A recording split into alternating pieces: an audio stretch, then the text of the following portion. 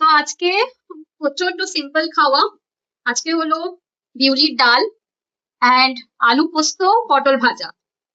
এক সেকেন্ড, আমি তো লেবু নিতে ভুলি। পাতি লেবু দিয়ে কাজ চালাতে হয়, কেন কি সামনে কোথাও গন্ধরাজ লেবুটা পাওয়া যায় না,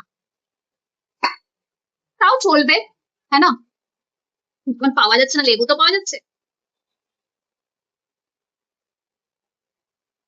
অনেকদিন ধরে আমি ভাবছিলাম যে এরকম আলু পোস্ত দিয়ে বিউলির ডাল দিয়ে খাবো,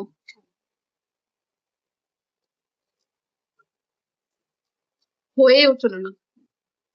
রোজ কিছু না কিছু সবজি হয়ে যাচ্ছিল আর বানাতে হচ্ছিল। হুম, দারুণ।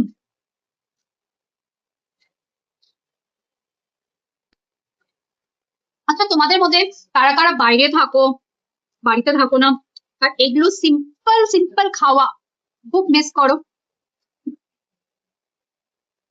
মানে আমি তো প্রচন্ড মিস। সেম জিনিস দিয়েই মা বানাতো, কিন্তু মায়ের হাতে খাওয়াটা সেই দারুণ।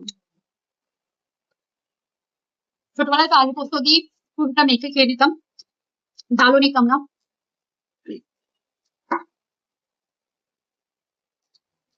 আগে তো স্কুলেও যেতাম সকালবেলায়, ভাত, গরম গরম ভাত, একটু ঘি দিয়ে এরকম পটল ভাজা খেয়ে, কাঁকরোল ভাজা খেয়ে চলে যেতাম।